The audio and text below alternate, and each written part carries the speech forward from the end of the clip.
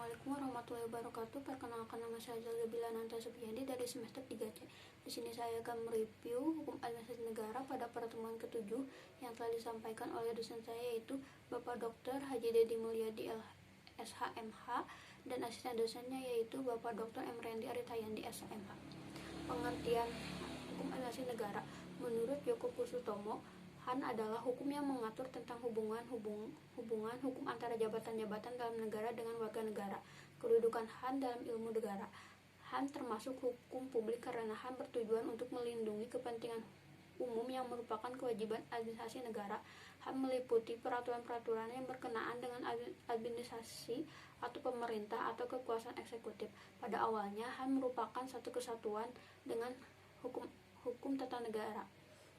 Keadaan berubah pada abad 19 di mana berdiri sendiri terpisah dari hukum tata negara. Objek HAN adalah satu, pemegang jabatan dalam negara itu atau alat-alat pelengkapan negara dan warga masyarakat, dan yang kedua, aparat pemerintah atau pemegang jabatan yang menjalankan tugasnya untuk kesejahteraan umum. Sumber hukum administrasi negara. Sumber hukum formal HAN adalah 1. Undang-undang, 2.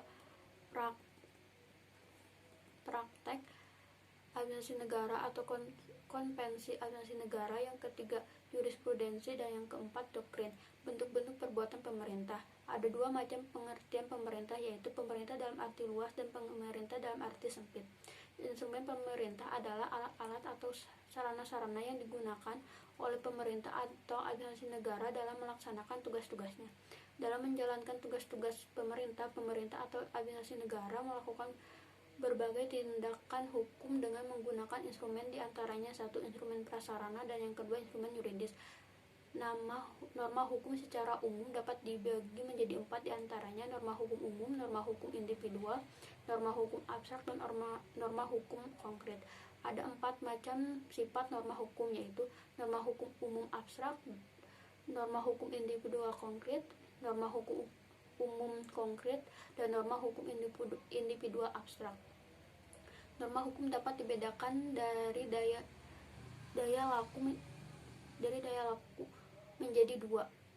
Di antaranya, 1. Norma hukum yang berlaku terus-menerus, yang kedua norma hukum berlaku sekali-kali.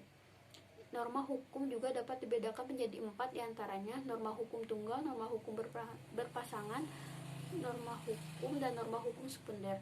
Peraturan perundang-undangan. Peraturan merupakan hukum in abstracto atau general norm, sifatnya mengikat umum, berlaku umum, dan tugasnya adalah mengatur hal-hal yang bersifat umum general.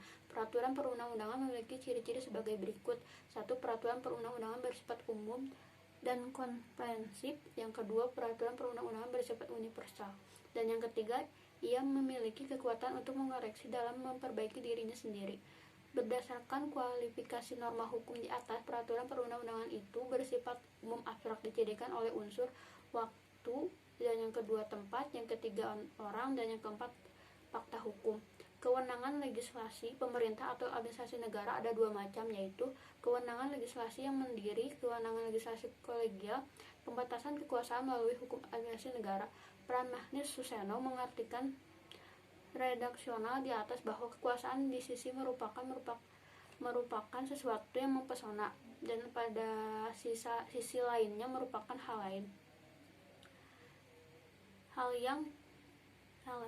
Cara sarana untuk mengawasi dan membatasi kekuasaan diantaranya 1.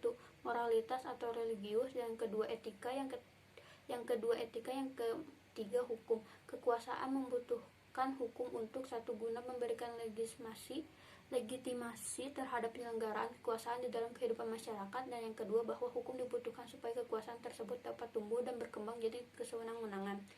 Kekuasaan hukum administrasi negara. 1. Pengertian sumber kekuasaan negara. Kekuasaan secara etimologi diartikan sebagai kemampuan berbuat atau bertindak. Menurut kamus hukum, kekuasaan diartikan suatu kemampuan yang terdapat di dalam hubungan antara manusia. Kekuasaan negara diartikan adalah kemampuan organisasi kehidupan sosial dalam suatu wilayah memaksa seluruh golongan dan kelompok sosial yang ada. Sumber kekuasaan meliputi 1. Kekuasaan kekuatan atau kekerasan fisik, yang kedua kedudukan atau jabatan, yang ketiga kekayaan, yang keempat kepercayaan atau keyakinan, yang kelima keterampilan atau keahlian.